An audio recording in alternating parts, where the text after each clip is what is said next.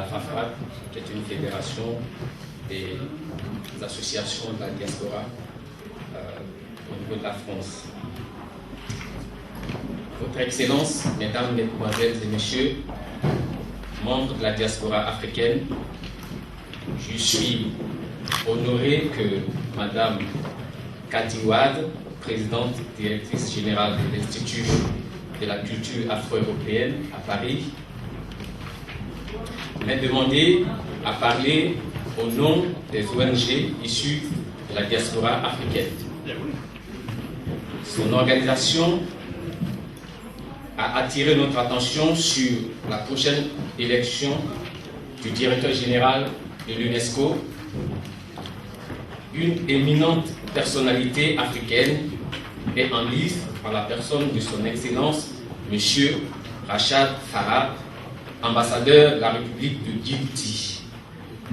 Ma première réaction à cet appel à une mobilisation en faveur d'un candidat africain a été l'étonnement. Ce genre de lobbying n'est-il pas du ressort exclusif des États? Après réflexion, je peux vous affirmer que cette élection est la nôtre, est notre chance. Oui, cette élection est aussi la nôtre. L'élection d'un Africain à la tête de l'UNESCO, c'est comme si la diaspora accédait elle-même à cette organisation. Nous, Africains, partageons une histoire et une destinée commune.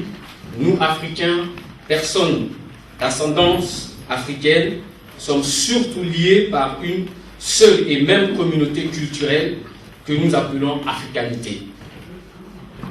Un de nos frères, dirigeant l'une des plus grandes agences onusiennes, sera notre fierté. Mais pour cela, la diaspora doit faire montre d'unité autour de cette candidature. Ici, beaucoup d'entre vous ont été capables de fédérer et de créer en conséquence des ONG supranationales. À cette occasion, vous avez été en mesure de surmonter vos différences. Sans doute, est-ce là notre principale faiblesse, celle de ne pas suffisamment nous mobiliser et fédérer nos forces.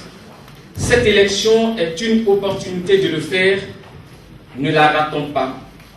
Les autres continents ne se privent pas de défendre leurs propres intérêts géopolitiques, faisons de même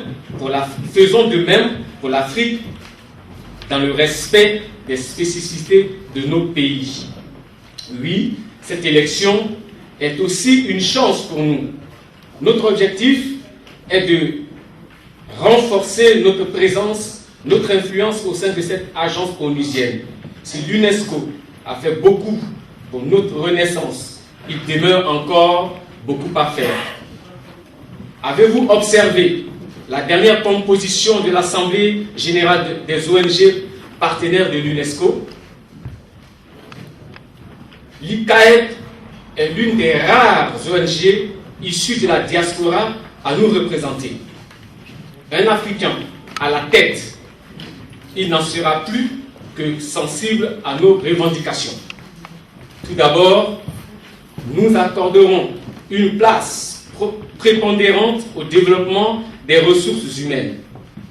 Vous en êtes la preuve vivante. La principale ressource de l'Afrique et de la diaspora, c'est notre capital humain. Plus d'éducation, plus de formation, plus de sciences, plus d'histoire générale de l'Afrique. L'UNESCO a œuvré en faveur de l'affirmation de notre personnalité culturelle, à nous les Africains. Mais la diplomatie de l'Afrique doit redoubler d'efforts pour notre émancipation et le respect de nos droits d'être humains. Dans ce contexte, l'UNESCO, organisation courageuse comme elle le fut en luttant fermement contre l'apartheid en Afrique du Sud, sera notre chef de file. Votre Excellence, Mesdames, Mesdemoiselles et Messieurs, membres de la diaspora africaine, le panafricanisme a apporté sa contribution à l'humanité. en soutenant notre candidat africain, nous écrivons encore des pages de cette humanité pour des générations futures avec l'UNESCO. Vive l'Afrique, vive l'Union africaine et vive sa diaspora. Je vous remercie.